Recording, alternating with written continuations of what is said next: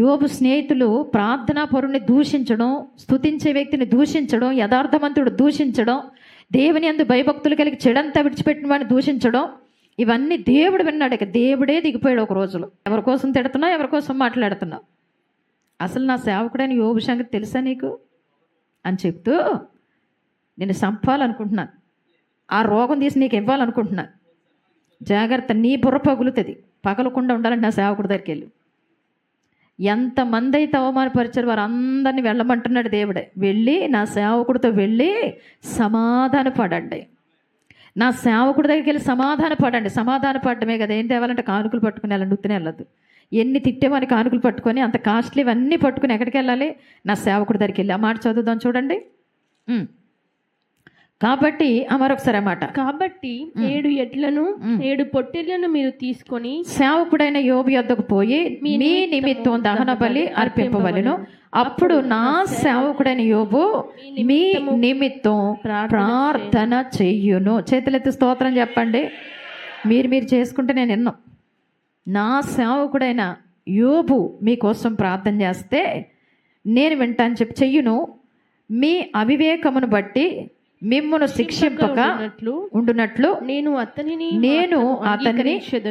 ఏంటి అతనిని మాత్రము అంగీకరించి, అతని ప్రార్థన మాత్రమే, అక్కడ రాయబడలేదు కానీ అతని ప్రార్థన మాత్రమే మీ నిమిత్తం అతను చేసిన ప్రార్థన నేను అంగీకరించుతాను. యాలి అనగా నా సేవకుడైన యోబు పలికినట్లు మీరు నన్ను గురించి పలకలేదు. తర్వాత ఎలిఫజును షూహీయుడైన బిల్దదును నయమాతీయుడైన జోఫరును పోయి యెహోవా తమకు ఆజ్ఞాపించినట్టు చేయగా యెహోవా వారి పక్షమున యోబును అంగీకరించెను. వినబడుతుందా?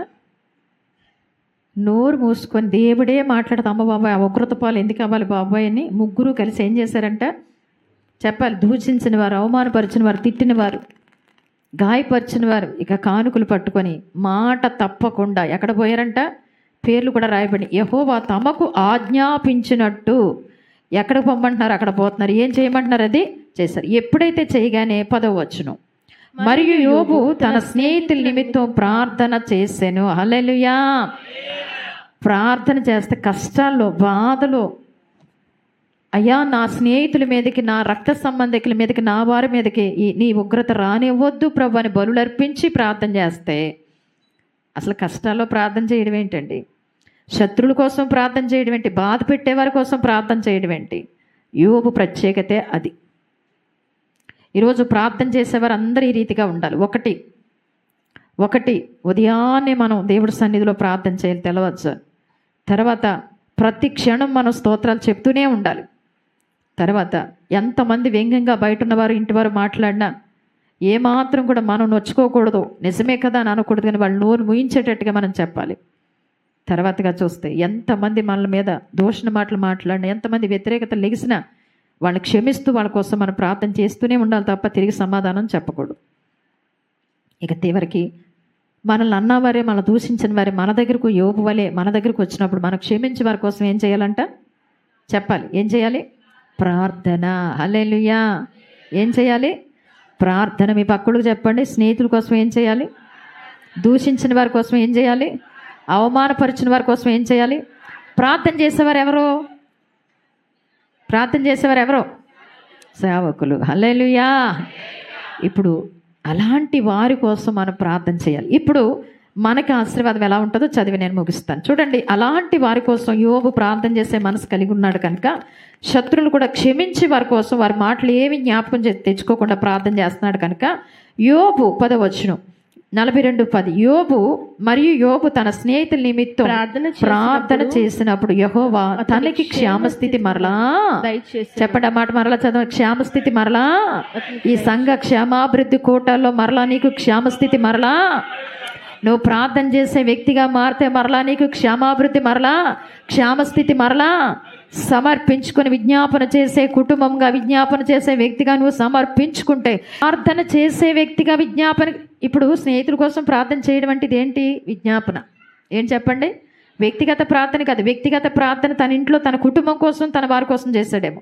ఇక్కడ విజ్ఞాపన చేస్తున్నాడు. కష్టం రాబోతుంది, ఉపద్రవం వారి అదికి రాబోతుందంటే అతను ఏం చేస్తున్నాడంటే విజ్ఞాపన చేస్తున్నాడు తన స్నేహితుల నిమిత్తం, లేకపోతే తన వారిని బయట వారి నిమిత్తం అతను ఏం చేస్తున్నాడు చెప్పండి? విజ్ఞాపన. హల్లెలూయా. ఎప్పుడైతే యోబు విజ్ఞాపన చేయడం ప్రారంభించాడో పోగొట్టుకున్నదంతా మరలా క్షేమ స్థితి మరలా అతనికి దేవుడు అనుగ్రహిస్తున్నాడు. హల్లెలూయా. ఈ సంఘ క్షేమాభివృద్ధి కూటాల్లో మరలా క్షేమాభివృద్ధి నీకు నీ ఇంటి వారికి ప్రార్థన ద్వారానే దేవుడు ఇవ్వబోతున్నాడు. హల్లెలూయా. అతనికి క్షేమస్థితి మరలా అతనికి దయచేసిన, మరియు యోబుకు పూర్వం కలిగిన దానికంటే రెండింతలు అధికముగా అతనికి కలిగిన. చేతులెత్తి స్తోత్రం చెప్పండి. చప్పట్లు కొడుతూ దేవుడి నామాన్ని మహిమపరచండి. హల్లెలూయా, హల్లెలూయా. ఎంత అద్భుతం చూడండి. మరలా ప్రార్థన చేస్తే ఏమిస్తున్నాడు నీకు? ఇప్పుడు ఇది ఒక ప్రవచన వాకుగా తీసుకో. మరలా మొదటి ప్రేమకు మరలా మందిరంలో చేతులెత్తి విజ్ఞాపన చేయగలిగితే క్షేమస్థితి దేవుడిస్తాడు. రెండోది, పోగొట్టుకున్నదంతా మరలా చెప్పండి. పోగొట్టుకున్నది ఇది ప్రార్థన చేసేవారు ఆశీర్వాదం. చెప్పండి ఏంటది? చెప్పాలేంటి? ప్రార్థన చేసేవారికి ఎన్ని ఆశీర్వాదాలు ఉన్నాయి ఇక్కడ? మాట్లాడరు. ఎన్ని ఆశీర్వాదాలు? ప్రార్థన చేస్తే నీ చుట్టూ, నీ బిడ్డల చుట్టూ, నీకు కలిగిన దాని చుట్టూ కంచి, అపవాది ముట్టకుండా. ఎప్పుడు నువ్వు స్తోత్రాలు చెబుతూ ఉంటే పరలోక డోర్ ఓపెన్ అయిపోద్ది. శత్రువుల కోసం ఎవ్వరేమన్నా మౌనంగా ఉంటూ వారి కోసం మనం ప్రార్థన చేయడం ప్రారంభిస్తే మనకు మరలా క్షేమస్థితిని దేవుడిస్తున్నాడు. క్షేమస్థితే కాకుండా ఏమిస్తున్నాడంటే ప్రార్థన చేసేవారికి, మరలా సమర్పించుకుని ప్రార్థన చేసేవారికి ఏమిస్తున్నాడంటే చెప్పండి? పూర్వము కలిగిన దానికంటే. చెప్పండి మీ పక్క వాళ్ళని చూసి, పూర్వం నీకు కలిగిన దానికంటే. అది అభిషేకమా, అది ఆత్మీయ తలంతులా, ఏదైనా మరలా దేవుడు 50 రోజుల ద్వారా ఏమిస్తున్నాడు? పూర్వం కలిగిన దానికంటే చెప్పాలి. ఎంత? 2 ఇంతలుగా మనం పొందుకోబోతున్నాము. హల్లెలూయా. ఇది క్షేమమా కాదా? హల్లెలూయా. ఇది క్షేమమా కాదా? ఎంతమందితో పరిశుద్ధాత్మ దేవుడు మాట్లాడుతున్నాడు? హల్లెలూయా, హల్లెలూయా. ఇది ప్రవచనము మళ్ళీ చెప్తున్నాను. ఎందుకంటే ఈ సంవత్సరం అంతా వాక్యములోంచే మనతో దేవుడు, వాక్యమే ఒక ప్రవచనం అంతే. హల్లెలూయా. వాక్యమే చెప్పాలి. వాక్యమే ఒక ప్రవచనం. ఈ రాత్రి ఉదయకాల సమయంలో ప్రత్యేకంగా దేవుడు మాట్లాడారు. నిన్న రాత్రికాల సమయంలో కూడా ప్రత్యేకంగా దేవుడు మాట్లాడారు. ఈ రాత్రి మరింత ప్రత్యేకంగా మాట్లాడాడు. నాకు 2 ఇంతలుగా మేలు ఇస్తున్నాడు దేవుడు. చెప్పండి, మనకు 2 ఇంతలుగా మేలు ఇస్తున్నాడు. క్షేమాభివృద్ధిని దేవుడు ఇస్తున్నాడు. 2 ఇంతలుగా మేలు ఇస్తున్నాడు. హల్లెలూయా. ప్రార్థన చేసేవారు ఏం పొందుకుంటున్నాం? ప్రార్థన చేస్తే, తెల్లవారుజాము ప్రార్థన చేస్తే మన చుట్టూ, మనకు కలిగిన వాటి చుట్టూ కంచి, అపవాది ఎంత మాత్రం కూడా రాకుండా. రెండోది, ఎప్పుడు మన స్తోత్రాలు చెబుతూ ఉంటే మన శ్రమల్లో సైతం ఆయన కృప అధికమైపోతుంది. మూడోదిగా, మన శత్రువుల కోసం ఎంతమంది దూషించిన నోరు తెరవకుండా వాళ్ళ కోసం ప్రార్థన చేస్తే మనకి క్షేమస్థితి 2 ఇంతలుగా చెప్పాలి. క్షేమస్థితి 2 ఇంతలుగా ఎన్నొచ్చినాయి చెప్పండి? మొదటి ప్రార్థన, తెల్లవారుజామున ప్రార్థన చేస్తే ఆ రోజంతా నీకు, నీ కుటుంబానికి, నీకు కలిగిన దానికి దేవుడు కాపుదలిస్తున్నాడు. చెప్పండి అందరూ.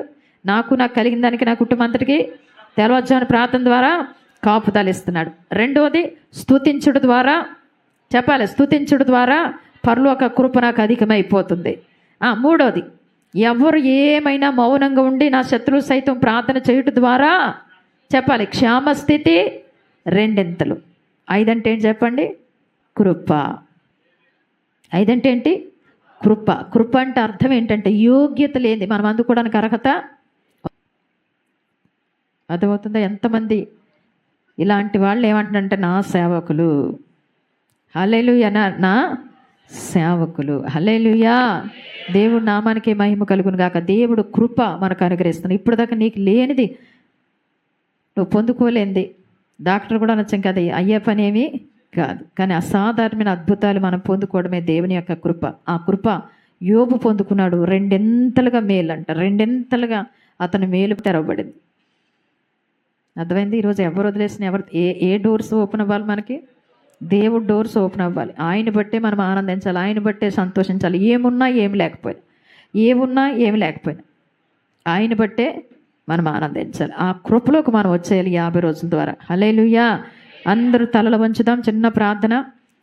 హృదయం, ఈ విన్న వాక్యం మన వినికిడిలో దీవించబడి మన హృదయంలో ఫలించులాగున నాయన